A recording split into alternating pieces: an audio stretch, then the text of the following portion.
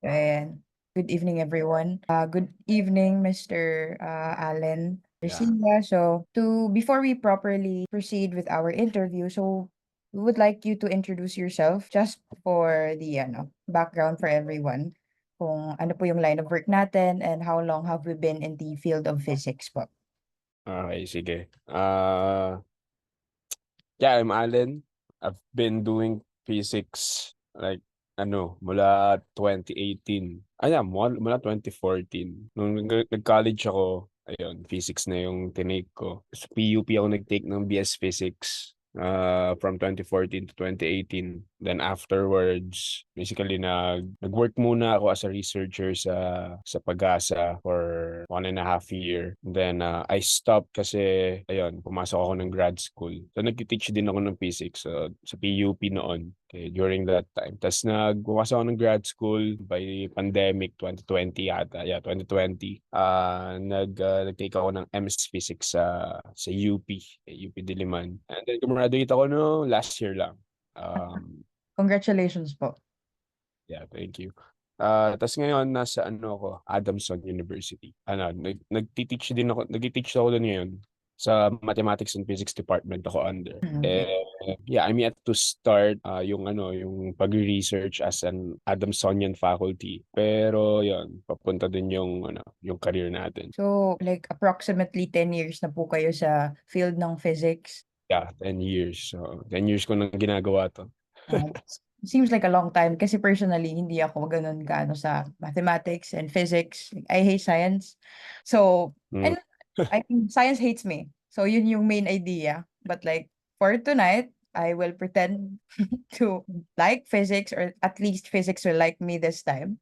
So we just have a few questions for you, 8 in total. I sent Jane the interview questions. I hope you were able to read them po. But Yeah. for this interview, I'm going to start for the first question. So, physics is a diverse branch of science concerned with a lot of contributing concepts relating to the general idea of the study. So, what notable advancement in science made you want to pursue and study the dynamic sciences of physics? So yeah, basically what made me choose physics. Yeah. What made me choose physics? I mean, to answer that question, kung what made me choose physics, hindi ko din talaga alam eh. Nung bago ako mag-college, nung elementary, high school, I was just really fascinated with the night sky. Eh. Hindi ako nakatingala sa langit paggabi, lalo na nung unang panahon, 'di ba? Parang tagal na, pero dati kasi hindi pa naman 'di ba, hindi pa naman sobrang polluted ng night sky. Ngayon kasi medyo malabo na siya, kahit sa probinsya. Pero yeah, I have been always been fascinated by the night sky. So, naisip ko, yeah, why not take astronomy? Yun yung una. Yun yung Ah. una. So, walang astronomy dito sa Philippines. Pinaka-close is physics. Ngayon, habang nasa physics ako, yeah, it's hard. Okay? I almost changed yung program ko nung college. But as I get immersed dun sa mga physics concepts, sa mga sobrang interesting na discoveries. Yeah, napastay ako. But if kung meron isang contributing concept, okay, or contributing physics concept na diba, nagpa-stay talaga sa akin. Yeah, that would be Einstein's discovery, yung general theory of relativity. So Oh. for non-physics students and for someone na hindi magets, okay, I mean sobrang hirap ng physics. To make it easy, yung general relativity, it describes what the universe looks like, what space looks like. From that, natuklasan ni Einstein kung ano yung gravity. Kasi 'di ba before, yung gravity, ang akala lang sabi ni Newton, it's a force that attracts things. May gravitational attraction ako sa laptop na nasa harap ko ngayon, may gravitational attraction to sa akin, everything, exerts gravity. Pero hindi natin alam paano siya gumagana. So, natuklasin ni Einstein kung paano siya gumagana. And it forever changed, 'di ba, yung course ng mundo. Okay, because of that, natutunan natin nalaman natin na, pwede pala magkaroon ng black holes, na wala palang mas mabilis kaysa sa light. So bali may constraint pala tayo sa speed. We can only move less than the velocity ng light, parang ganon. Marami tayong nalaman about the universe. At nalaman din natin na it is continuously expanding, okay? And that's one crucial discovery sa hindi lang sa physics but in all of science. Kasi kung isipin mo, if 'di ba yung balloon, okay, if you were to imagine a balloon na iboblow mo, kapag binlow mo siya ng binlow, eventually puputok siya, 'di ba? And then mawawala na siya.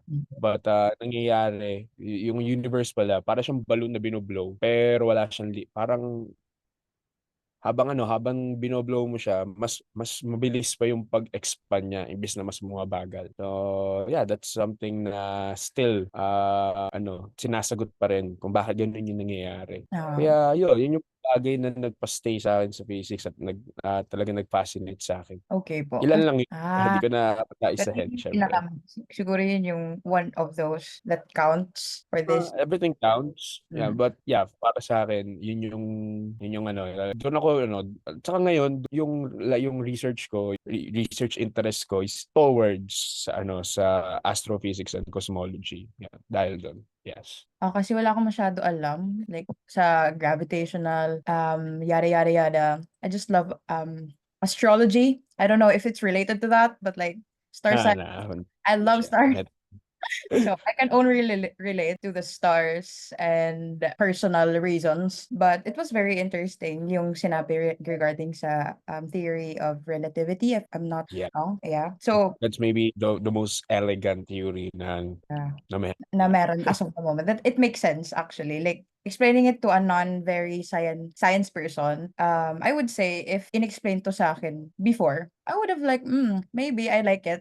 I like, very interesting idea. And that was a good turning point for you, and Yeah. good for you, Poser. So second, a question that we have for tonight. So in the context of science, technology, and society, how do you perceive the relationship between scientific advancements, particularly in physics, and their impact on society? So can you provide po specific examples where technology breakthroughs in physics have influenced societal norms or structures?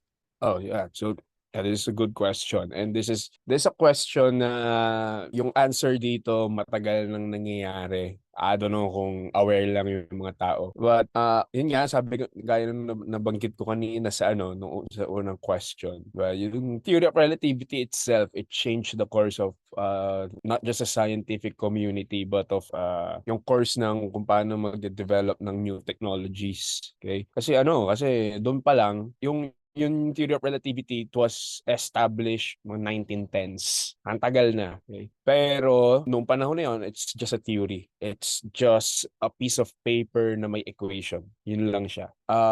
Kasi kaya siya ganun noon kasi wala tayong hindi pa nag-exist yung technology na makakapagpatunay dun sa theory na yun or makakapag-support. Yun nga, gaya ng sinabi ko nung kanina, sabi ni Einstein, dahil dun sa kanyang theory of relativity, nakita niya na, may mga bagay sa universe na sobrang bigat na kayang i-absorb lahat, something like that, like a black hole. So noon, hindi natin alam na, meron ba talagang black hole, ganyan. Pero ngayon, diba, dahil sa kagustuhan ng scientific community na mapatunayan yon or ma-disprove, kasi ganun yung science, di ba? It should be falsifiable. It must be verifiable. So dahil sa kagustuhan ng tao na ng scientific community na magaling na mapatunayan yon or ma-disprove, gumawa tayo ng mga apparatus 'Di ba? Mga magagandang telescope. And then nung bandang 2019 na nagawa ng mga group of scientists, nagawa nilang kuhanan ng picture yung isang black hole. And ngayon may patunay na tayo na there Exist. is really a black hole. Pero hindi lang 'yun kasi doon mas relate doon kasi yung mga tao sa scientific community. Doon sila interested, 'di ba, sa mga ganung bagay. Pero kunwari sa ordinaryong tao lang, okay, maraming pwedeng examples niyan sa kung paano naka-affect yung science sa structure ng society. Like for example, very famous example would be yung development ng atomic bomb. Napanood niyo ba yung Oppenheimer? Or aware kayo, 'di ba, nung World War Barbie yung II na pinanood ko nun, so like, embarrassing. Barbie. Pero aware naman kayo nung World War II, 'di ba, nagbagsak ng atomic bomb sa Japan. Mm. Yeah.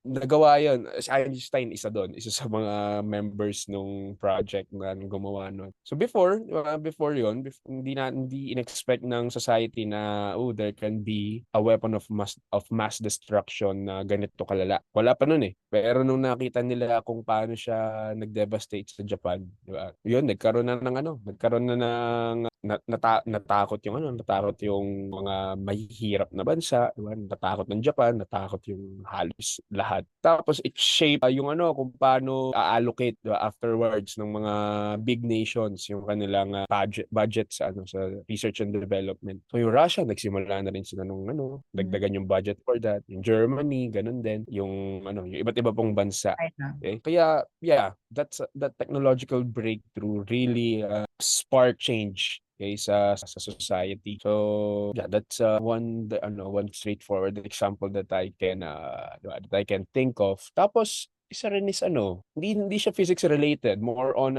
computer science sa 'di ba yung mga nag-emerge ngayon na large language model na like yung ChatGPT, 'di ba? Yung AI. GPT Opo.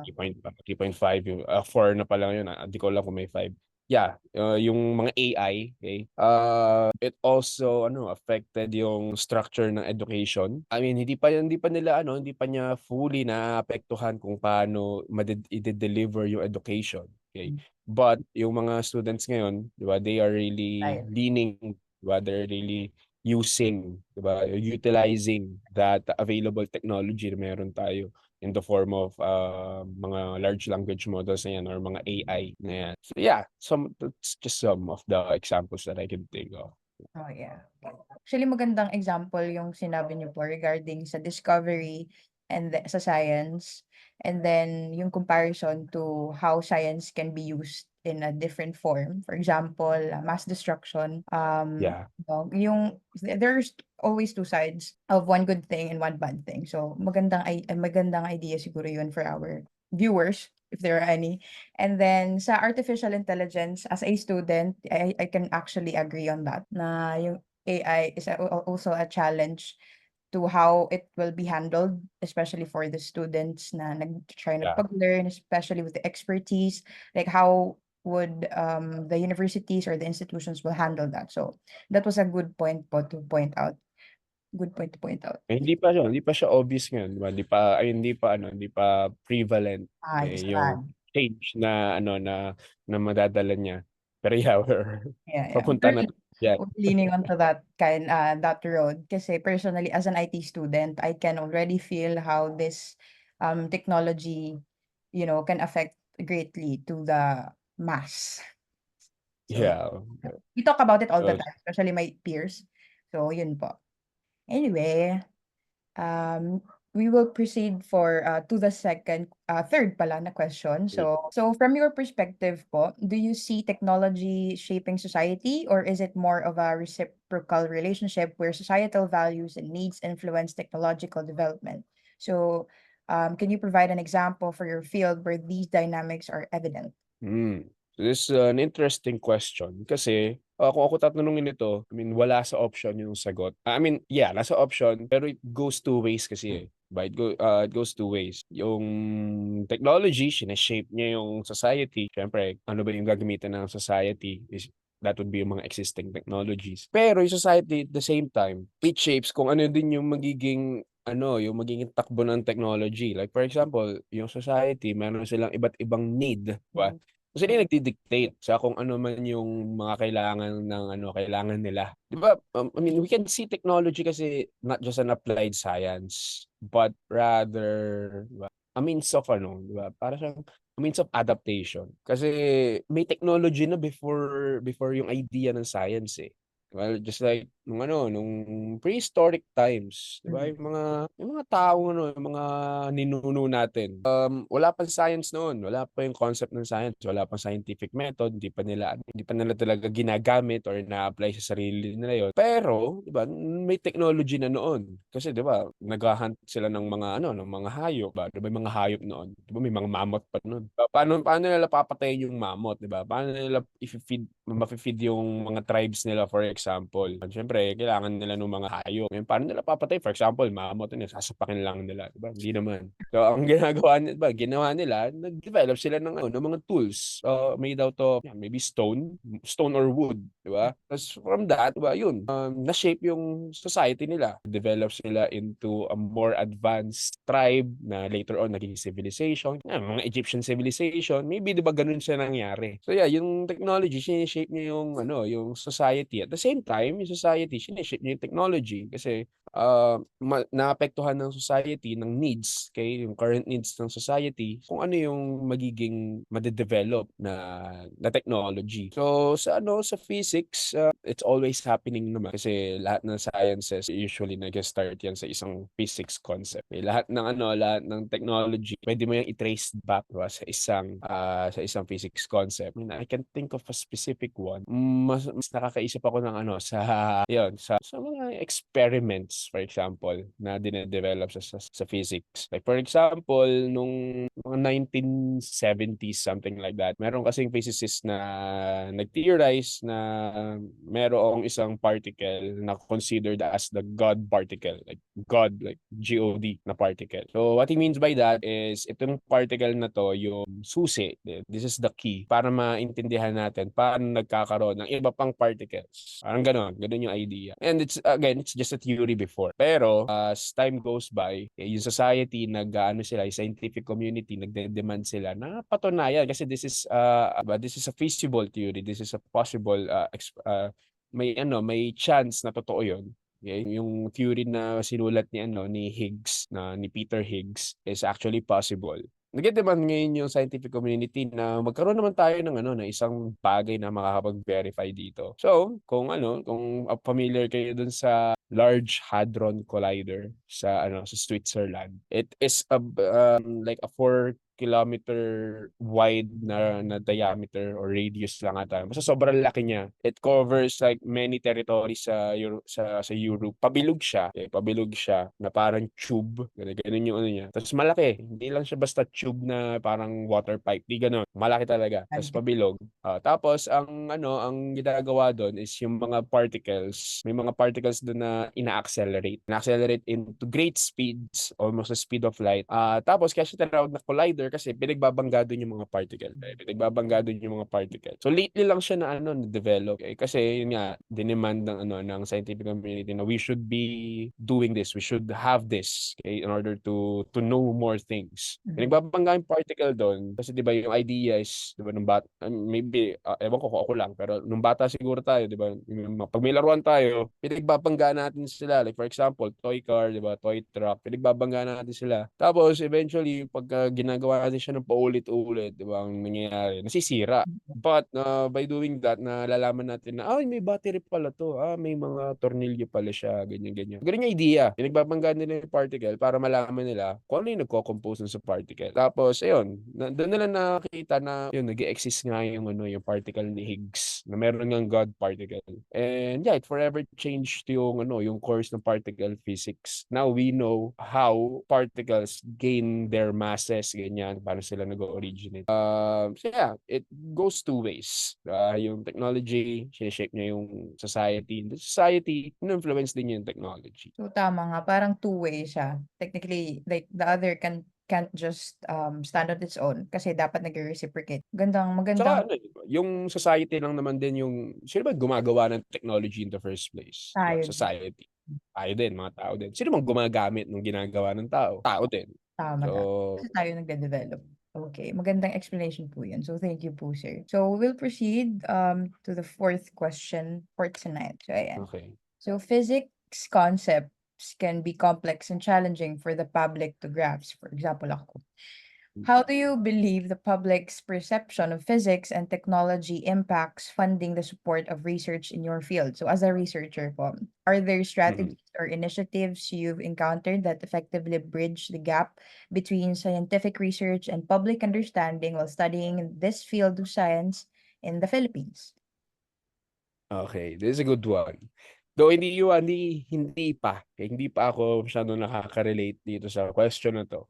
Ah, Kasi, yung research ko kasi, nung undergrad ang research ko is on stars. Wala akong ginastos dun kasi yung apparatus is sa Pag-asa, yung nakita niyo may malaking telescope dun, yung ginamit namin. May malaking telescope sa Pag-asa. Ginamit namin yon for free, okey, kasi dun kami nag-OJT. So walang problema sa funding. libre. Oo, libre. Nung grad school naman, nung masters, ang research ko is simulation and machine learning. So, wala din akong ginastos, laptop ko lang. Pero itong question na 'to, napapanahon siya kasi sa Adamson, yeah, magpo-propose dapat ako ng research last time, last year, last sem. Kaso nung nagkaroon kami ng parang mock proposal, something like that. Ang unang tanong sa akin is, "Para saan 'yan?" Sabi sa akin. Ang pino-propose ko kasi is, a research, on how we can find black holes on small galaxies. Kasi, iniisip pagka maliit yung galaxy baka walang black hole, something like 'di ba? Kung sa inyo ko sinabi yun, 'di ba? Oh, okey, para saan? Parang gano'n yung una nating maiisip. Opo. So yeah, nakarinig na ako ng ganyan. So hindi ako maka-relate pa kasi inaayos ko pa yung proposal and I'm yet to, 'di ba, to really defend that. Mm. But yeah, it's a challenging thing, okay? Pero, it impacts yung funding, okay? So wala din naman ako masyadong gagastusin doon sa research ko na yun. But yung funding, like for example, if I were to present it in a conference, ganyan, siyempre dapat ma-fund ako kasi hindi ko kayang i-shoulder. Mm. So yeah, it really affects kung paano maa-approve yung mga Government. funding. Now, there's strategies. Ah, Hindi ko pa siya nata-try. Pero, one strategy na naiisip ko is to propose dun sa mga bodies sa government, for example, na into pure science research. Kasi like yung DOST, 'di Viewers. ba? Mas priority nila sa ngayon is yung may mga application talaga. Okay, more on remote sensing, 'di ba? Kung yung tinitingnan yung mga satellite images, Mm. tinitingnan kung anong nangyayari sa lupa, 'di ba, sa dagat, ganyan. May application siya kasi makakatulong siya sa policy making ng isang area, for example, or yung pag-develop ng mga medicines, 'di ba, 'yan. 'Yun yung priority ng DOST. Now, Hmm. merong mga body sa DOST na into pure science naman, but hindi siya gano'n kalaki yung fund and, in order to get approved sa funding kailangan mo maging member. So, if I'm not mistaken, that's NRCP. Pero yeah, that's yun yung step na naisip ko na puwede, 'di ba? Ah, Go to the funding agency, 'di ba, funding body na ma-appreciate yung research mo. But if, dun nga, kunyari sa Adamson, hindi nila priority, hindi nila na-appreciate, ganyan, wala tayong magagawa dun. But yeah, it's really a challenge. yeah. Uh, yeah, so you bridge the gap ng yung perception ng public. Ang naisip ko lang would be mga programs, okay, para ma-share, 'di ba, sa general public na, yeah, meron tayong mga physicists, meron tayong mga scientists na ganito, hindi lang dapat yung iniidolo natin, hindi puro mga celebrities or yung mga corrupt na politicians. So, pero ayun, 'di ba, that's one thing na Yeah. naisip ko. Opo. Yeah. Parang siguro awareness that this field still Mm. exists and it's very significant, especially today. Ang daming nangyayari na hindi alam ng general public. For example, global warming, it's getting hotter, but not this season kasi ang lamig. But like, prior to this na sobrang lamig, may sobrang init naman. So, Sobrang init. so, ayun po. Thank you po. Actually, ano eh, di ba, parang ngayon, sobrang lamig nga ngayon eh. But, ano, parang suspecting, very suspicious yung lamig. Ba't Oo, ang lamig? yun. Hindi Parang, normal, ganyan. hindi siya normal. Especially na January. So, Oh yeah, papunta I sa summer. just arrived na, tama, mga outreach program nga na mag-explain, di ba? Mga ano, maybe yung DOST for example, magkaroon sila ng project na magko-create sila ng mga infographics, di ba, mga videos, utilize sila yung social media para ano, maging aware yung mga tao na yeah, itong mga physics concepts na to, even though ano, hindi nyo sila magets kapag pinag-aralan nyo, di ba?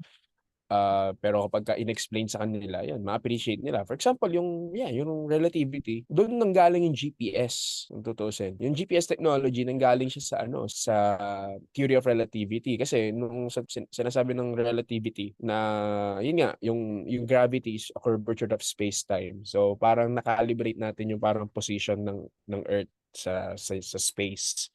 And from that, diba, take into account natin yung curvature ng space. Kaya yung mga satellite, nakalibrate natin sila para mapagana nila yung mga GPS technologies nila. Kaya accurate GPS technology kasi nakalibrate siya using theory of relativity.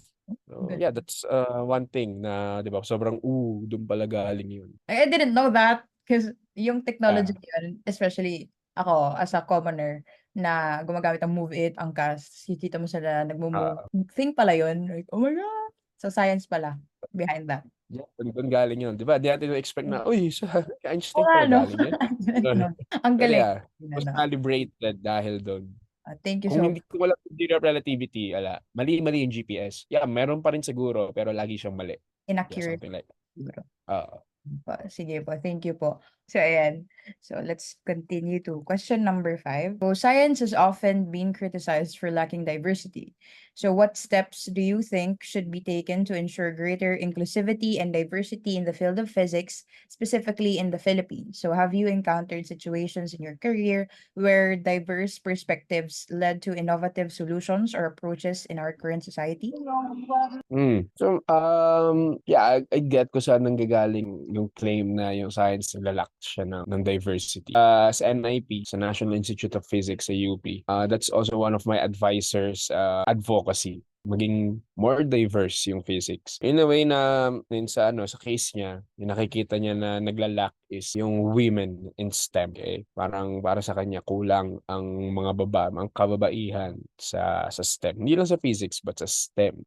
Sa steps, I can't parang hindi ako wala ako sa position para mag-suggest ng pwedeng steps, 'di ba, to ensure yung yung paglawak pa ng diversity sa physics, especially dito sa Philippines. Kasi nandiyan, I mean, pwede naman mag-enroll, 'di ba, sa STEM ang babae. Wala namang pinipili, 'di ba? Wala namang pinipili na na nakasarian or financial status or kulay yung pag-aaral dito sa Pilipinas. Pero actually we're not that racist, 'di ba?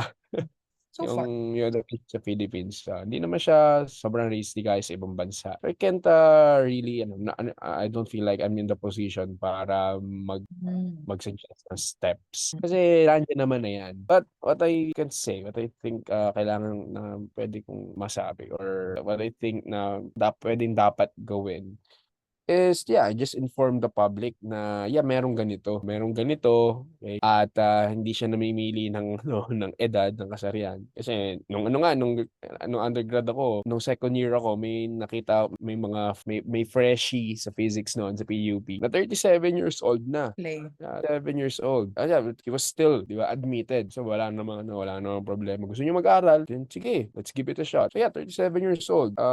So yeah, I think yun lang. Yun yung parang naisip naisip ko na ano, na step is Yeah.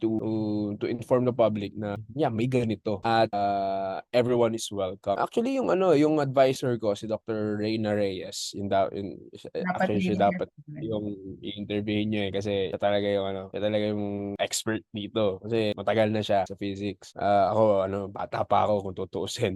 Pero yeah, meron siyang inumpisahan na Facebook page or IG account na ang tawag is Pinoy Scientist. So, diyan pinapakita na yung ano, yung yung ano nila, yung goal nila diyan is to show the general public, specifically ng sa mga Filipinos, na yeah, Pinoy scientists exist. May mga ganyan. Okay? Kasi 'di ba may parang stereotype na wala man tayong mga scientists na lagi tayong nakaasa sa ibang bansa, ganito ganyan. Yes, nakaasa tayo sa ibang bansa kasi mas mayaman sila. Mas marami silang kayang gawin, dami pera. Pero given the chance, kaya din naman natin 'yun.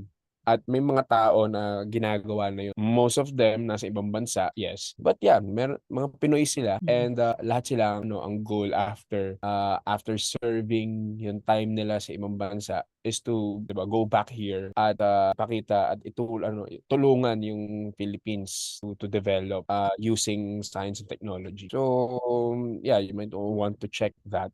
Marami na feature dyan na scientist. Yeah, have you encountered situations in your career? Oh, yes. Oo.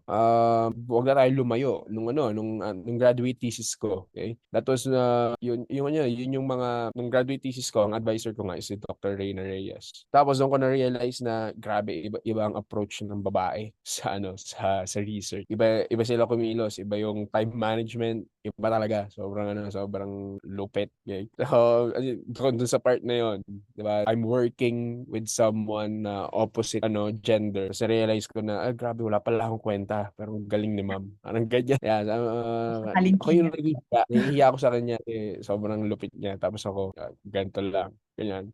Ah, Maliit. yun yung direct na yung pinaka-experience ko sa na nakita ko to, na yung iba rin yung perspective sa mga bagay. Ganyan, yung ina-approach yung isang bagay in a binary way, 1 or 0 lang, black and white lang. Pero siya, Of hindi course. ganun. Universe.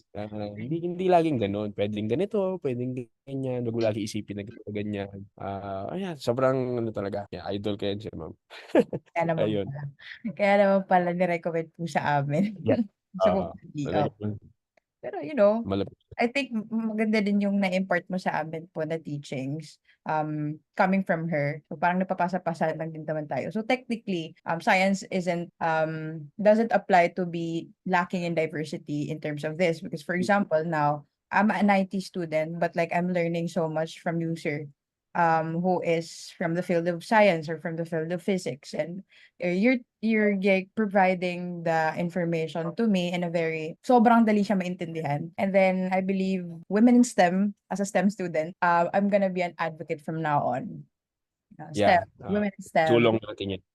Po. Ah, So, ayan. So, maraming lalaki eh, karamihan naman walang napapala eh. tama. Pero Correct.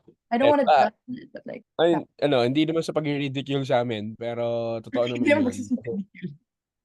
Pero 'di ba, maraming ngayon women in STEM na gumagawa talaga ng ingay Mm. sa scientific community. So if you're familiar din kay for example, kay si Hilary Andales, kilala niyo siya? Sino yung sabi niya? Yung nag-aral sa MIT, nagkaroon ng scholarship sa Massachusetts Institute of Technology.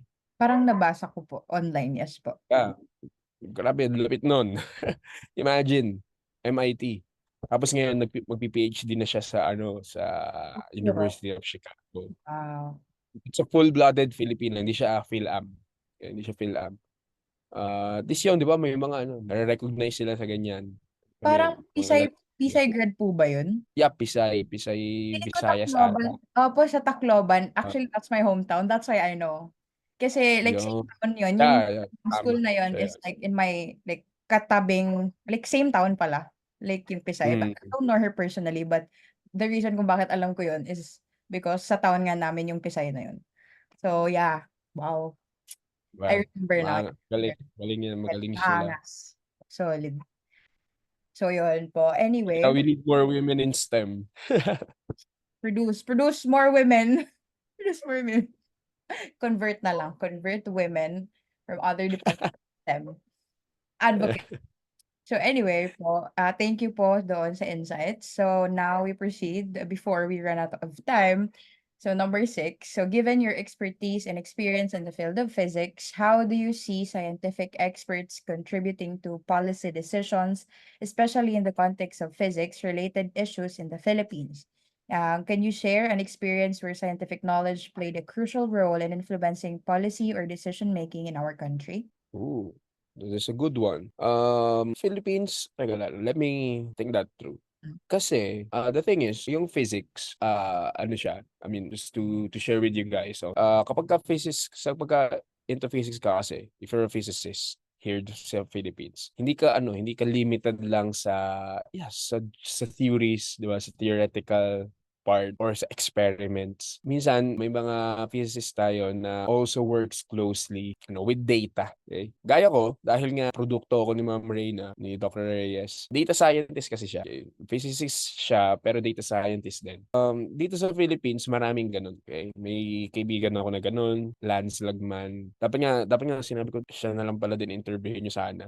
mas matanda siya sa akin, pero yun, marami siyang insight kasi nag-work siya ngayon sa hindi pala siya sa government nag-work. Pero yeah, kapag ka kasi sa physics ka, hindi ka constrained lang sa physics lang talaga. Most likely, you will be doing research using data. At ang naisip ko dito is yung di ba, I mean, I'm not really involved, but kasi nag-aaral pa ako noon, nag-grad school pa ako noon. But I think yung Octa research, di ba, narinig siya lagi nung COVID times, yung head is si Dr. Guido David. Sila yung nagpo-provide sa atin ng data, ng insights about COVID-19 data dito sa Philippines. 'Di ba? At Opo. hindi siya, it's a very big team composed of not just data scientists, not just statisticians, pero meron din yung mathematicians, like pure math, okay? And mga physicists na into data, okay, that uses data. So yeah, I think that yun yung pinaka maganda example na may isip ko. Kasi 'di ba, without them, okay, kung wala yung Octa research team na yan, or kung wala yung mga physicists natin sa DOST working closely with the Octa research team, hindi tayo makakapag-produce ng mga policies regarding, 'di ba, yung control ng spread ng COVID-19 virus. So we can't say na, 'di ba, they were fully utilized. Lately lang siguro, late na. 'Di ba? Kasi nung una, in denial pa yung government. Pilipinas. Ano na? Yung Pilipinas mismo in denial. Oo, yung mismong presidente nga natin, 'di ba? Parang inaano niya, Don't close. It's okay. It's fine. diesel lang daw ang katapat niya, ganyan, 'di ba? Uy.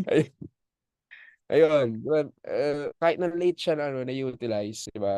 We can say na nakatulong siya kahit ba na significantly para makontrol kahit papaano in a way yung COVID-19 no. So yeah, maybe hindi natin talaga nag-fail tayo somehow sa part na yun. Pero yeah, we get what we get. Well, we utilize what we can utilize, and yeah, yung mga scientists natin that work closely on the COVID-19 data. Sa data pa lang yun. I'm not even mentioning pa yung healthcare providers natin, yung health sciences. But, di ba, yung mga physicists natin na nandyan, na nag-work closely with the data, they were able to affect, di ba, yung decision making ng government natin in a way. Yeah. Yeah. Very influential then. Thank you to our physicists and all people working behind before yung mga nabuo yung vaccines and Mm. medical medicines that were given out for those people. Meron naman talagang starting point kung paano natin na-aid yung COVID-19. So, it's a really good example to see na hindi lang hindi lang, but like not only those people na nasa healthcare system ang nakakapag-aid sa mga ganitong platform. Anyway, maganda po na example yon actually kasi hindi lahat alam yon. Especially kami, Yeah. just normal citizens na nabubuhay day to day. So, let's move on to the next, second to the last question. So, throughout po your experience studying your undergrad in physics in PUP, and now with your Mm. expertise applied in the real world, how would you view the problems as a student and as a physicist you encountered that you believe were addressed as the time went by, your time spent studying physics? As someone na nag-study and ngayon na-apply na siya. I mean, wala sigurong direct answer dito, but it varies maybe sa kung paano ina-apply ng isang physicist yung natutunan niya, 'di ba? Kasi there are physicists na purely research work ang ginagawa. Meron din naman na kagaya ko na nag-work sa academe. Maybe nung student ako, ang problem na I mean, ang magandang example dito is na yun nga, kanina pa natin na-mention yung pag-share sa public ng physics. Okay. Kasi ako, nung undergrad ako, I didn't really expect na, ganito pala yung physics. Kasi dati, nung high school, di ba, ang dali niya, ganyan, sobrang Math lang. basic lang. Kung kakalkyo ka lang, ganyan. Basta alam mo yung formula, goods ka na. Pero nung student na ako, hala, di pala ganun. Ang dami ko palang kailangan, ang dami ko pa palang di alam. Meron pa nga tinatawag na mathematical physics noon eh. So, sabi mo, math na, tapos physics pa, tapos math na ina-apply sa physics. So, parang, ano ba yan? So, maybe yung isang naging issue ko nung student ako is yun nga, yung para, diba kailangan yung mga educators or kailangan yung mga tao na nasa physics community, ma-share nila, di ba? Ma-share nila sa public na, yes, merong ganito, kaya ganito yung ginagawa natin. Kasi nung pumasok ko, wala akong idea, di ba? Akala ko yun lang, madali lang, pero hindi pala. Akala ko simple lang, pero hindi pala. Pero kahit na mahirap siya, 'di ba? Kailangan mapakita natin sa public. Mapakita namin sa public na yeah, this is an interesting thing to do. This is an interesting field. At kailangan natin ng mas marami pang mga physicists. Mas marami. Hindi lang sa physics, kailangan natin ng mas marami pang mga scientists. Kasi 'di ba, comparing yung Philippines sa mga developed countries, like the US, sobrang dami nilang scientists. For example, 'di ba, may research ba kayo sa IT? Meron po. Pero more of developmental yung research. Applying Like algorithm. applied agad, Opo.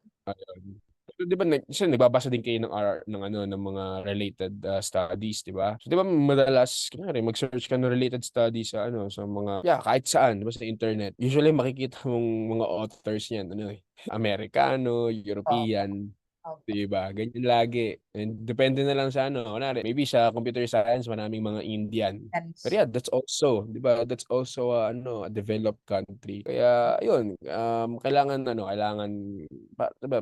I really believe na yung development ng isang country nagre-rely siya doon sa dami ng scientists at yung performance ng mga scientists. But now, was it addressed? Ngayon, as an educator myself, I'm trying to address that in my own simple way. I'm teaching physics sa ngayong semester na to actually. Nagtuturo ako ng physics sa mga engineering students. And even though I'm not an educator, wala akong knowledge sa pagiging teacher. I'm just using my experience sa matagal ko ng panahon na pagti-teach. Pero kahit na ganun, di ba, I'm trying to develop yung teaching strategy ko para ma-address yung problema ko noon na bakit ako nahihirapan, bakit di ko ma-appreciate, ganyan, di ko ma-appreciate siya agad. Tsaka bakit ba ako tinatry ko i-address yung para mawala yung gulat factor ng mga students na mag-undergo ng isang physics course, for example.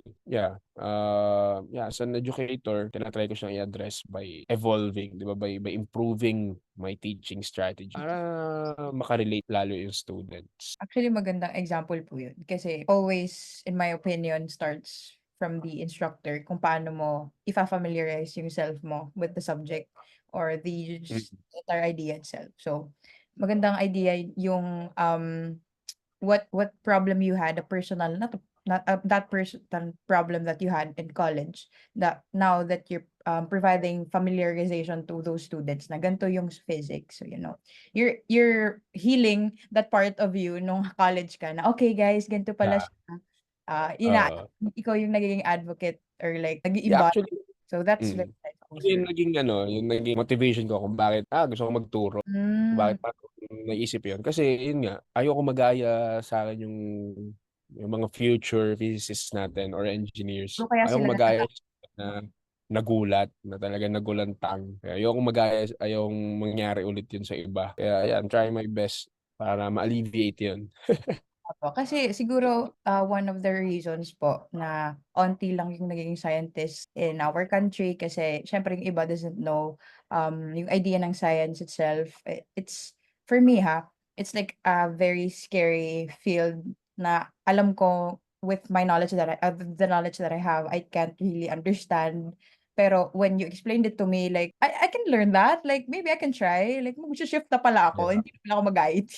So, I think siguro yun Interesting pala siya, ganyan. interesting pala siya. Like it's really something because it starts Oo.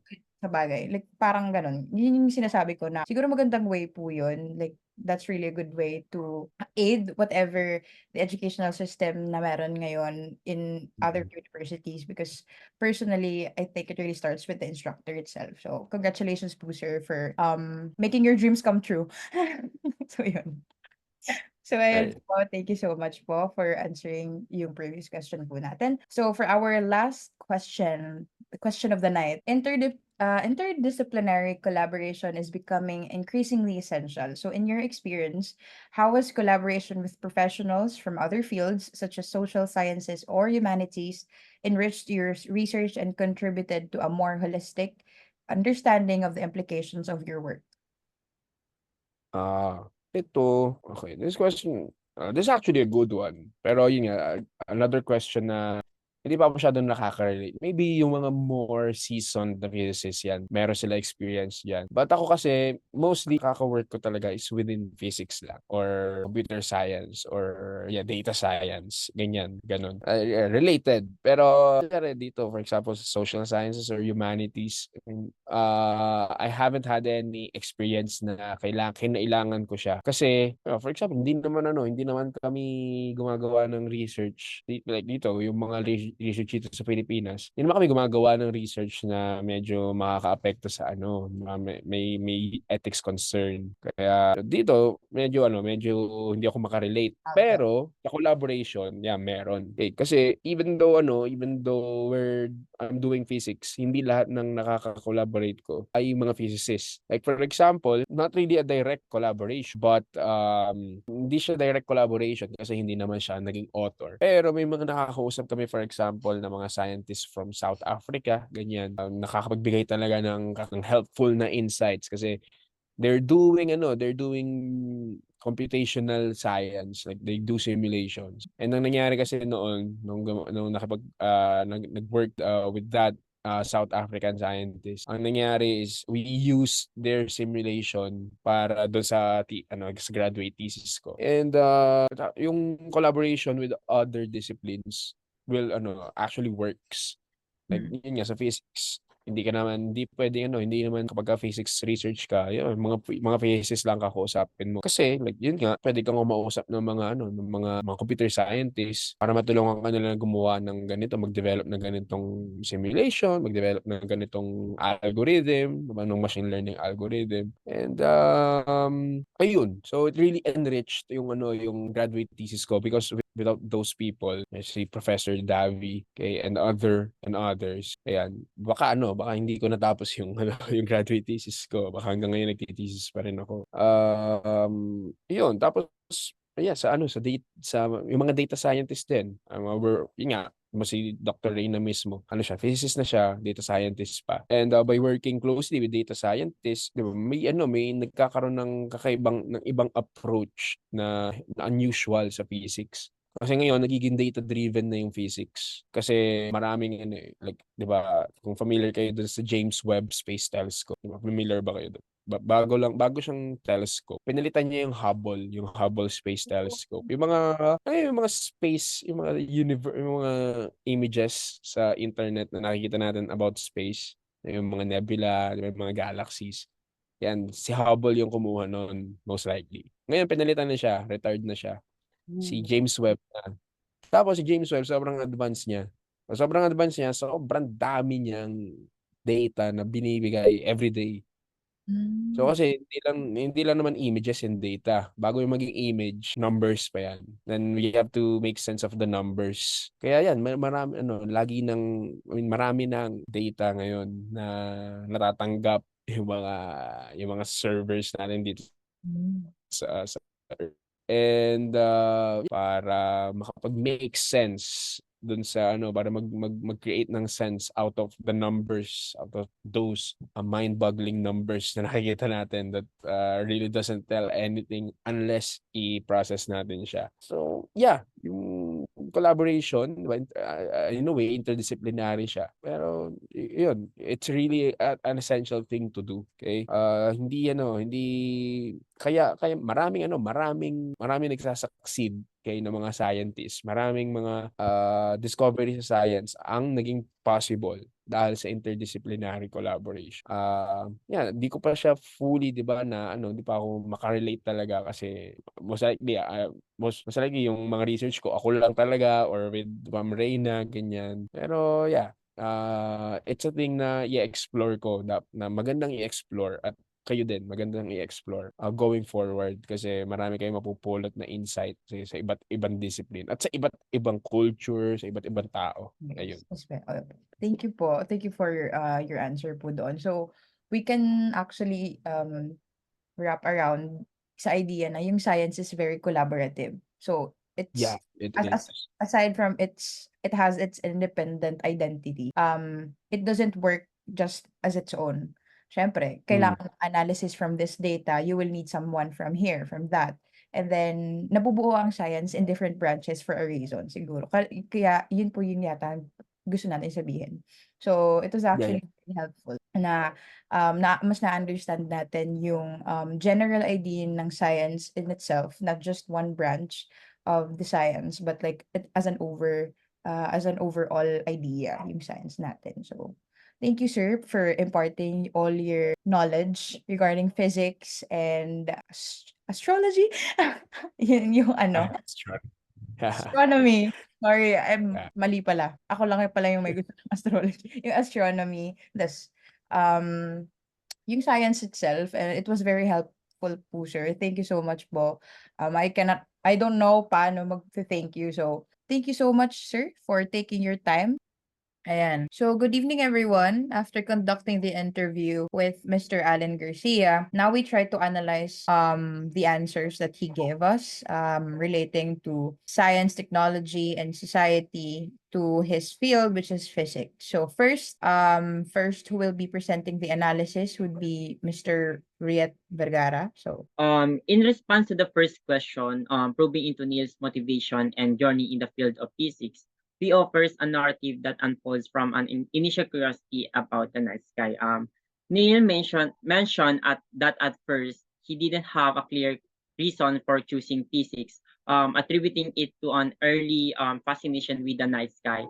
This interest initially led him to consider astronomy or astrology, but due to the unavailability of astronomy courses in the Philippines, he opted for physics. Neil's adaptive nature is evident in his willingness to explore related fields. Throughout Neil's academic journey, he faced significant challenges within the field of physics, testing his resilience and nearly causing him to reconsider his path. This part of his response underscores both the difficulties inherent in physics studies and Neil's determination to overcome obstacles. Neil's dedication to physics was greatly impacted by the discovery of Einstein's general theory of relativity. He was fascinated by this novel idea, which was a major factor in his decision to stick in the profession. Neil seems to be driven by a sincere enthusiasm for theoretical work that is inventive and progressive. Neil's journey from an initial interest in the night sky to a deep engagement with complex physics concepts like Einstein's theory of relativity illustrates a significant transformation. His experience highlights the importance of adaptability, resilience, and a passion for discovery in the pursuit of a career in physics. In response to in addressing the second questions, Neil provides reflections on the interplay between physics and societal change. Neil expressed that the influence of physics on society is substantial and varies according to how PCCs interpret our world's current state. He highlighted that the transformative impact of Albert Einstein's theory of relativity, not just within the scientific community but also in driving technological innovation. Neil pointed out that initially, this theory developed in the 1910s was purely theoretical and lacked technological support. However, advancements in technology and the relentless effort of scientists eventually led to the creation of instruments capable of supporting this theory, notably leading to the capture of black hole image. Moreover, Neil emphasized the profound effect that scientific advancements have on societal structure. He cited the development of the atomic bomb as a pivotal example, illustrating how such discoveries can have unexpected and far-reaching effects on society. The atomic bomb's development marked a significant shift in global politics and security, underscoring the power of scientific advancements to alter societal norms.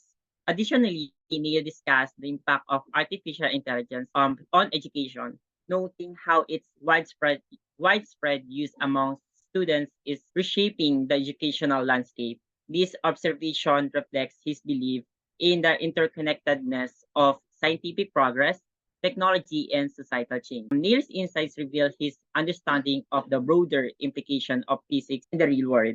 He recognizes that the field is more than the theoretical knowledge. It involves practical applications that can profoundly influence society. This perspective underscores the need for more innovative and approachable teaching methods in physics to better prepare students for the real-world implication of their work. By focusing on practical applications and the societal impact of physics, Neil believes that educational programs can cultivate more confident and aware students ready to contribute effectively to their fields and society. Now we proceed to the third analysis from Francis. For the third question, so Sir Neil answered this question, and ang sabi niya, it goes two ways daw. Minention na technology shapes the society, but the society at the same time also shape how the technology will work in our society. Sa nagbigay siya ng example by mentioning that society have different needs. May mga pangangailangan daw ang mga society. So basically, yung society daw sila nagdi-dictate or tayo nagdi-dictate kung anong mga technology ang i-develop na masasatisfy yung ating needs. Related naman sa field niya, nagbigay siya ng example sa scientific community. Ang scientific community daw kasi ang nagre-request na gumawa ng isang technology kung saan ipag-collide yung dalawang particles. So tinatawag nila itong collider. Now dito sa collider na to is pagbubungguin daw yung dalawang particles. Then sa pagbubunggo daw ng dalawang particles na yon is syempre magkakawasak-wasak yan. And also doon yung mga scientists makaka-discover ng mga new particles. And minention niya dito na dahil daw sa collider na yon is na-discover na meron daw tayong God particle kung tinatawag. Then yung GOD, doon din nila na-discover na dahil sa technology na yon, doon nila na-discover na meron palang ganitong particle. Meron palang ganitong meron palang ganito kaya nagkakaroon ng mass ang isang particle. And because of that technology na na-discover yon, and by the use of that technology, nag-iba rin ang perspective ng scientific community tungkol sa mga particles. Kung i-relate din sa, technology can also influence society. But society or yung organization yung PUP is pwede rin ma-influence gamit ang technology. Kaya nga nagpagawa sila ng system. Sawa na sila sa business process nila na manual yung business process nila. And kung magpapagawa sila ng system is ma-automate yung business process nila. Then maapektuhan din sila. So mas maging productive ang organization nila. So yun lang example ko para makasupport dun sa example din ni Sir Neil. Thank you, Francis. Now, sa fourth analysis is si Mika ang magdi-discuss. Ayan naman. Proceeding naman sa fourth question kay Sir Neil, which is physics concepts can be complex and challenging for the public to grasp now. How do you believe the public's perception of physics and technology impacts funding and support for research in your field? And kung meron bang strategies or initiatives na na-encounter ni Sir Daw effectively bridge the gap between the scientific research and sa public understanding while studying this field of science in the Philippines? Ayun nga. Proceeding to the fourth analyzation sa sagot ni Sir Neil mentioned that they haven't experienced immense such challenge as the research is about astronomy. However, he tried to propose a research about black holes but was unsuccessful due to question who was it for or para saan ba talaga yun? And where he finds the challenge for needed funds for conducting research and strategies. One strategy he mentioned is to propose such scientific research to organizations such as DOST to help them develop the technology rather than proposing such scientific research to organizations that didn't focus on scientific research. Sir Neil also mentioned that to bridge the gap between scientific research and public understanding, scientific organizations should publicize information by using reliable, well-known public figures to share this information, inform the public, and to raise awareness effectively. Ayan. So, on our fifth analysis would be discussed by Janelle. So, go Janelle. For the fifth question, Mr. Neil advocates for diversity ever since he's studying on UP.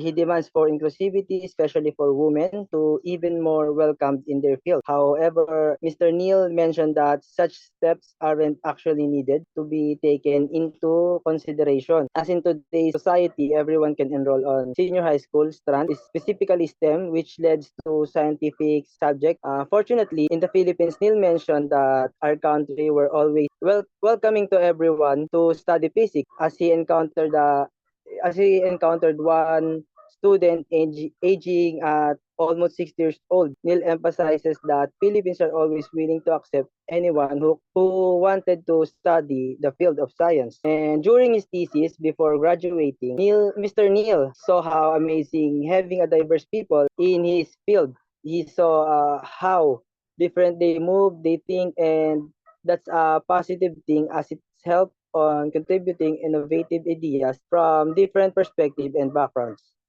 Ayan, so for the sixth Yeah, question, that we provided for Mr. Neil Garcia. So it said here, so the question goes, given your expertise and experience in the field of physics, how do you see scientific experts contributing to policy decisions, especially in the context of physics related issues in the Philippines? So we asked him if he can share an experience where scientific knowledge played a crucial role in influencing policy or decision making in our country. So as I interviewed Mr. Neil, or we interviewed Mr. Neil, Neil shared an experience where people are tend to think that physicists are only limited to this scientific discoveries. So, but Mr. Neil mentioned that in the field of physics, it's not only focused on that one aspect, but also tackles or discusses the analysis of data, such as statisticians, and other field that is in the process of data gathering. And so then can we interpret or analyze the data from them? So one thing that I actually liked from what he said earlier is about the data gathering that was done during the COVID-19 pandemic, especially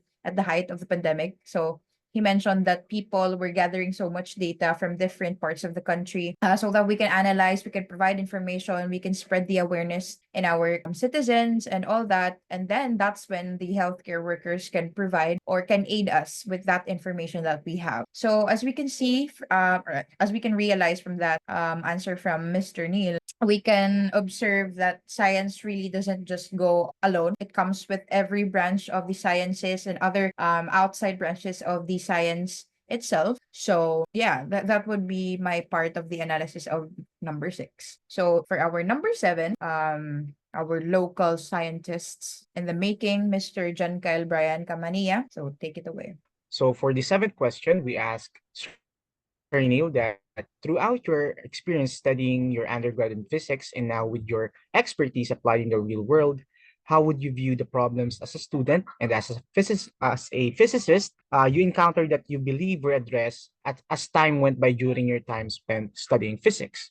So for this one, Sir Neil mentioned that it varies depending on how physicists view the current state of our world. So during his time as an undergraduate, Sir Neil thought that being a physicist is an easy thing to do to accomplish.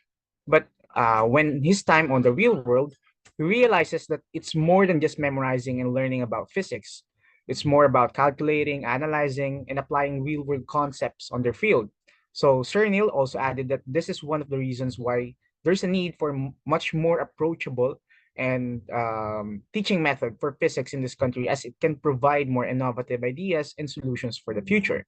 So Sir Neil also realizes that physics programs or courses should focus more on strategizing the way of teaching physics to students.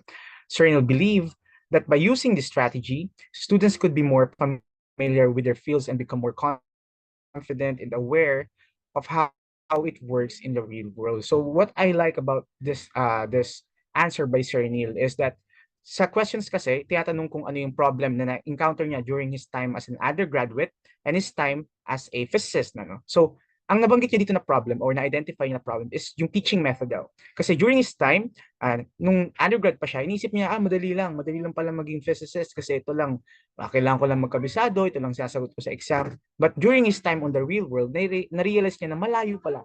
And sana daw mas maayos daw yon, mas maging ready daw yung mga programs or courses natin sa pag-offer ng mga real world scenario kahit na undergrad pa lang tayo. And yeah, that's it for the 7th question and yung answer po ni Sir Nate. So next naman, for our last interview question for the analysis would be discussed by Jane. So, on the last question given by Sir Alan, which is the interdisciplinary collaboration that is becoming essential, we asked him that in his experience, how does collaboration affect him or impacted his field of work. So, it is Sir Alan had Sir Neil had highlight the importance of teaming up across disciplines to push the boundaries of research, especially in the intersection of physics and data science. His anticipation for collaborating with data scientists offers the transformative power of combining a variety of specialties, bringing in a new viewpoint that can revitalize a conventional physics research. So, um, Sir Allen also mentioned that he views teamwork as an inspiration for creativity as well as a necessity practically. So, the collaborative process is made a little more exciting by the notion that divergent perspective can result in innovative solution. So, parang since nagsama-sama ngayong iba't ibang field, parang pwede nating sabihin na together we can discover things that might be hiding just beyond the reach of a single discipline. Ayun yung parang gustong i-point out ni Sir Allen na through collaboration, through different fields, maaaring may mahanap tayong innovations dyan or discovery in the field of physics, or not only in the physics but throughout his scientific era. So, he also acknowledged the shifting terrain in physics as an appreciation of vibrant aspects na nag-contribute sa kung ano yung meron na tayo ngayon. Especially yung growing reliance natin sa data analysis. He mentioned na nakipag-partner siya sa mga data scientists or computer scientists, mga ganun. With that, nakakahanap sila ng unconventional na paraan or approach para sa panibagong discoveries or innovations. So, ayun, all in all, gusto, dito sa 8 na to is I realized that yung collaboration with other fields, not only in the field of physics, like yung mga nasa field ng mga individual na nasa loob ng physics, mahalaga yun. Pero it would be better if we don't box ourselves on teaming up with other fields like computer scientists and such. Kasi with that, pwede natin mapagsama-sama yung mga idea natin or mapagdugtong-dugtong yung kung ano yung dapat natin malaman.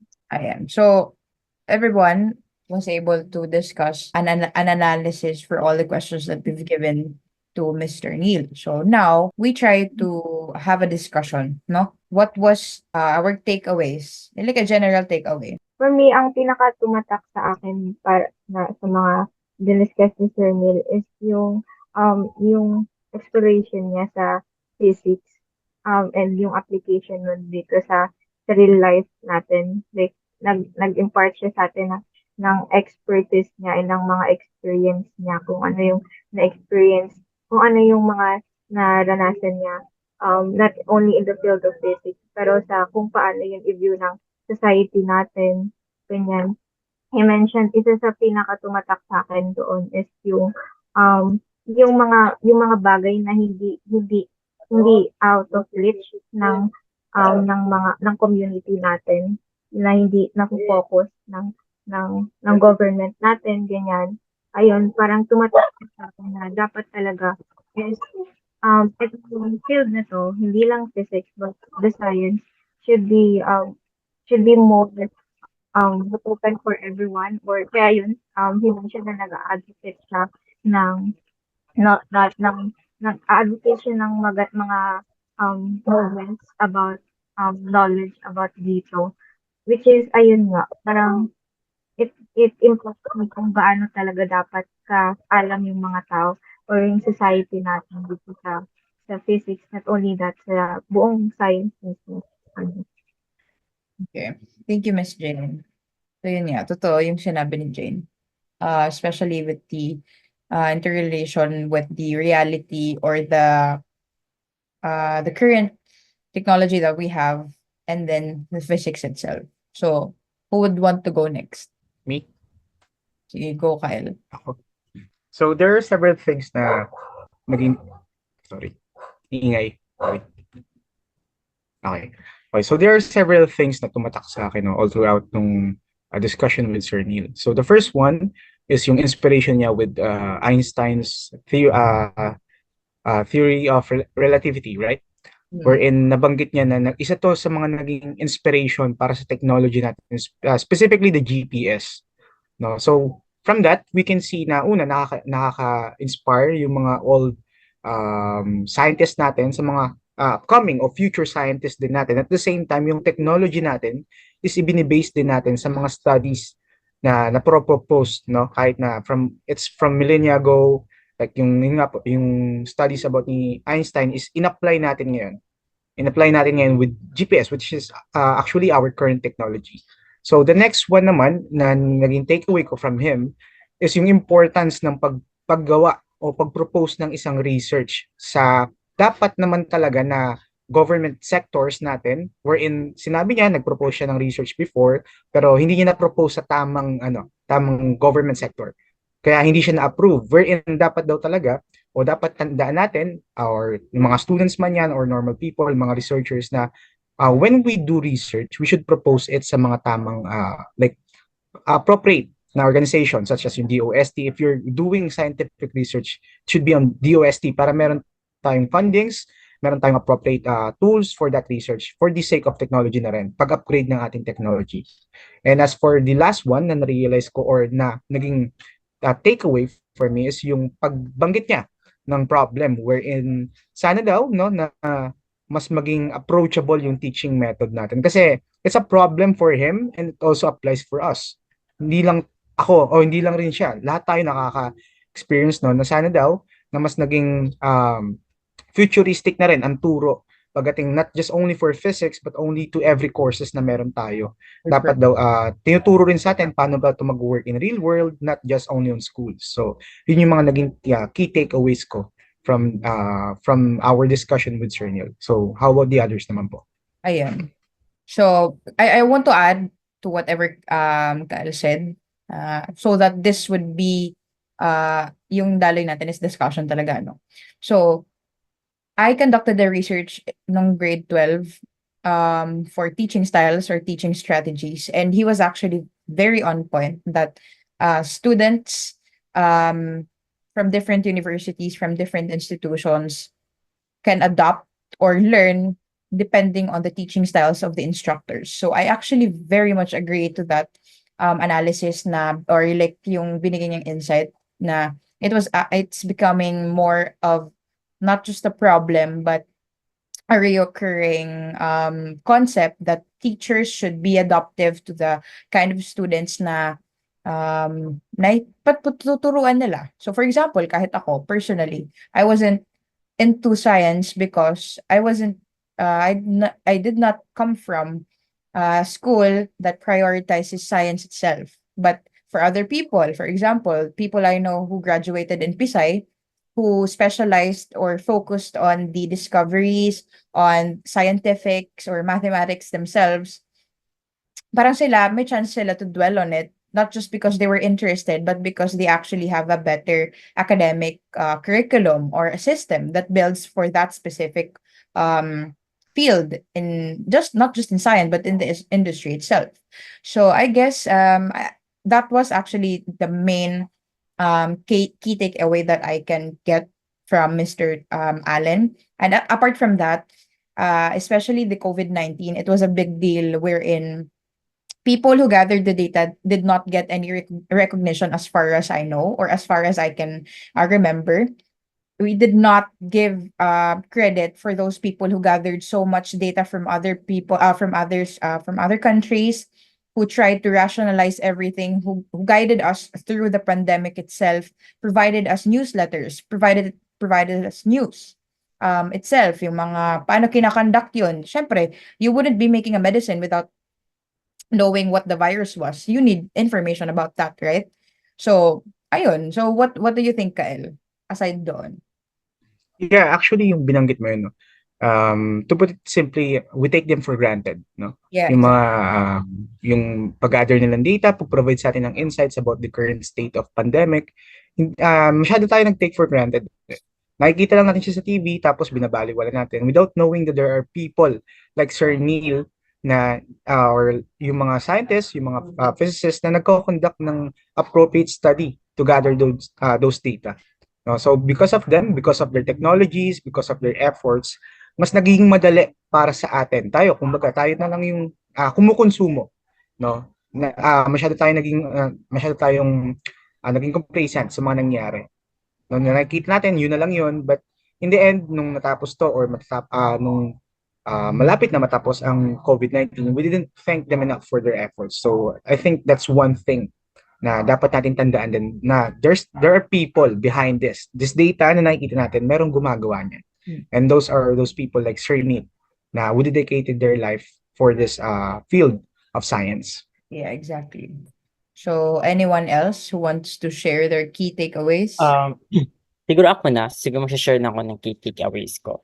Siguro yung key takeaways ko, yung mga sagot ni Mr. Nias, para nag-provide siya ng valuable lessons natin about sa importance ng adaptability, resilience, and yung deep understanding natin about sa mga theories na pwedeng maging foundation natin para mas maintindihan natin yung science. Tapos parang pinaalala rin nito yung mga yung significant, yung mga scientific advancement na meron sa society natin na pwede niyang mabago yung mga societal structures natin. For example dito, yung highlight niya about sa development ng atomic bomb na kung saan parang illustrate niya doon kung yung epekto ng discoveries ng atomic bomb natin, atomic bomb na yun. Parang unexpected siya na ganun parang magiging epekto niya sa society natin na pwede siyang na meron siyang malaki yung damage niya once na-utilize or nagamit yung bomb na yon.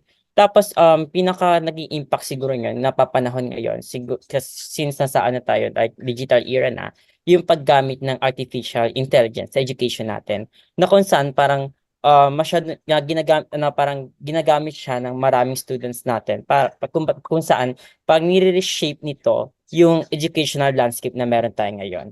So siguro yun yung natin, yun yung pinaka takeaways ko kung paano nabago ng technology and science yung society natin na meron tayo ngayon. Yun. Thank you doon, Riet. So, who wants to go next? Or may comment ba kayo sa sinabi ni Riet? Any insight relating to that? Dagdagan ko lang yung sinabi Ako ni din. Rian. Wait lang. About sa technology, how technology influence societal structure. Nabanggit din ni Sir Neil kanina na how technology influence the science community. Dahil sa technology na meron tayo ngayon, nakatulong din ito para sa mga science community For example na binigay niyang example kanina is yung collider. So, 'di ba yung nabanggit niya kanina, yung mga scientific community is nangangailangan sila, nire-request na nila yung collider na yun para pag-collide yung dalawang particles. Now, dahil doon nagawa yung technology na yun, and nung nagamit na yung technology na yun, na-discover nila na, meron pala mga ganitong bagay. So, isa lang sa naging key takeaways ko is that sa pag-develop ng technology is pwede natin magamit ito para maka-discover pa ng mga bagay-bagay and mas maka-develop pa ng mga bagong technology. Hindi lang sa atin, pati din sa mga scientific community. And yun lang sa part ko. Dagdagan ko lang yung nabanggit ni Francis, no? Nabanggit mo, Francis, yung sa collider, which is nabanggit ni Sir Neil, no? And actually, nabanggit niya rin kanina sa recording yung about sa James Webb Telescope. It's actually a successor of the Hubble Space Telescope, and that's a great example, no, how science and technology progresses. Magandang example yun kasi with the Hubble Space, which is ito kasi dati nag-room sa outside of our parang ito yung ginagamit ng telescope for how can I say it? Parang nag-observe, no, sa labas ng Earth natin, sa universe, and now it succeeds na, no, dahil sa current science natin na nagko-continuous sa pag-upgrade and technology na pag-upgrade, napalitan natin si Hubble Space, naging si James Webb. Yun na yung pangalan ng ginagamit natin ngayon na telescope. Tapos nabanggit mo rin kanina again yung God particle, di ba? Right? It's the God particle. So it's actually one of the parang dahil sa science or in technology natin na advanced, na-discover natin yung God particle, and we also found out that there's a dark matter, no, another thing na akala ng mga scientists na hindi nag-exist before, and now because of technology and science we now know na it exists, no, inaaral na siya ngayon. So that's one thing for sure na napoproduce ng science. If nagkasabay ang science and technology, mas malayo pa, no? Mas greater lengths pa yung napoprovide nito. Not just for us, but for the sake of humanity, right? Yeah, that's it po. Thank you. Thank you, Kyle. Thank you so much for sharing your insights and your personal discoveries regarding the astronomical entities outside, you know. I'm so sorry. I only know astrology. I didn't exactly know they were so different. I see stars, it's that. It's the same. Same to me. Anyway, so do you have any takeaways mix? Like any like notable na sinabi ni Sir Allen na you would say you would stay all throughout your life or at least for a while, like nagtatatak sa'yo na sinabi niya. Ako siguro yung pinaka tumatak sa akin kanina. Anong question yun? Basta, pero kasi nakwento niya kanina na may ginawa siyang research about black holes. Tapos tinanong sa kanya, ano bang halaga niyan? Ba't mo pinag-aaralan? Ganun. Tapos siguro, connection. anong connection? Paano siya nakakatulong sa kabuhayan ng tao? Basta yung daily living ng tao, ba't may naaral yan? Wala nang connecta. Tapos, na-realize ko na yung physics and black holes, kapag walang mga tao na interested doon sa topic na yun, imagine, wala nang tao na gustong mag-aral ng physics, kasi inisip na natin na hindi siya connected. Imagine na lang na for example, etong data science, etong data analyst, etong computer science, hindi yan mag-exist. Kumbaga, connected siyang lahat. Kapag walang physics, hindi kulang, parang may empty sa ibang field ng science. Wala ng computer, wala ng technology. So, ano pa ba dito? Ito rin yung sa sinabi na bakit kailangan pag-aralan yung black hole. For sure, etong research na to, hindi man malaman kung ano yung essence niya certain problem ng mundo ngayon, possibility na meron at meron itong research na makukuha mo, makakatulong siya in the future research at makaambag siya para ma-solve yung problema sa mundo. So ayun lang, parang napakahalaga pa rin ng physics and sana magkaroon pa rin ng mga taong interesado doon. Kung may magtatanong man kung anong halaga ng physics. Ayun lang. Very good. Actually, magandang point yun. Kasi if it's not um if it's not interesting enough in your perspective, I don't think like anyone would even try to dwell on it, 'di ba? Like realistically speaking, would you be interested in something na would you dwell on something that you're not interested in? Of course, interest comes first. Same with attraction, same with anything else. So actually that's a good point. Maganda yung And point. actually, maganda yung ginawa ni Sir Neil doon, di ba? Nag-follow up siya. Sinabi niya na Yung conversation niya. baka mali lang yung napuntahan niya, di ba? Baka mali lang.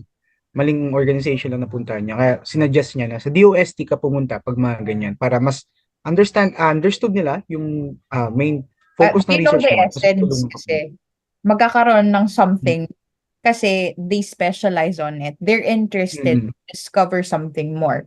Sila yung tamang tao. Compared to Adamson University, of course, institution lang naman yun. I mean, but it's an institution focusing on the teaching, sorry. Yeah. On Adamson or Adamson, whatever. Now, Pero, Junel. Junel. Oh, yeah. So, ayun, Junel, do you have any key points, key takeaways? You're gonna be the last one to speak because we only have 7 minutes and 43 seconds. Go, Junel. So, ayun, rin pang closing siya na, ayun, since ako kasi personally, since elementary, I love science. Wow. So, based na, hindi na ako lalayo kasi halos nasabi niyo naman na lahat. Nasabi niyo naman na halos lahat ng mga gandang key takeaways eh. So, hindi na ako lalayo sa question na napunta rin sa akin na yung science has been often been criticized for lacking diversity. So, sa answer dun nakakatuwang isipin dun sa answer ni Sir Neil about sa yung openness, lalo na especially dito sa Pilipinas, walang nangyayaring parang, alam mo yun, discrimination. Parang hindi siya just parang gatekeeping. Maganda rin yung parang lahat Women welcome. Yes.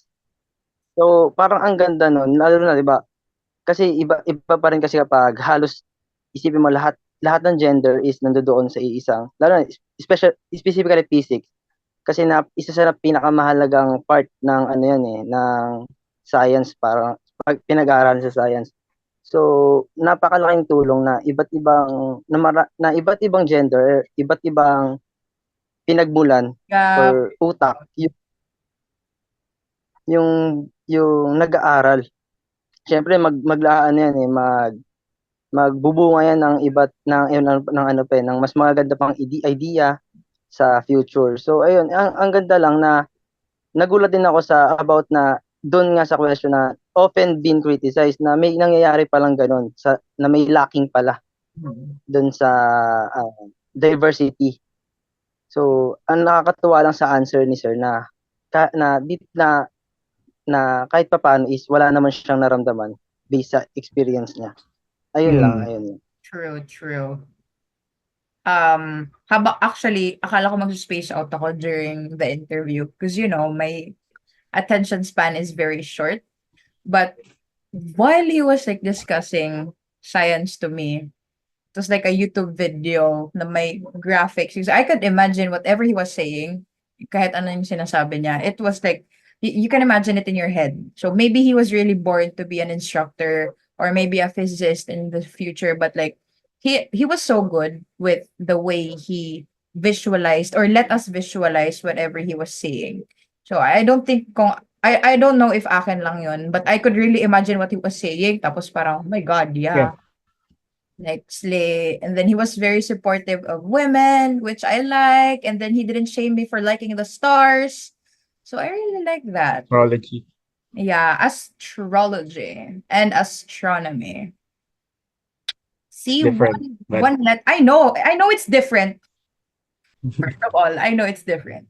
I did it on purpose. I'm not that dumb, you know. yeah, I'm not that. yeah, So anyway, yun lang.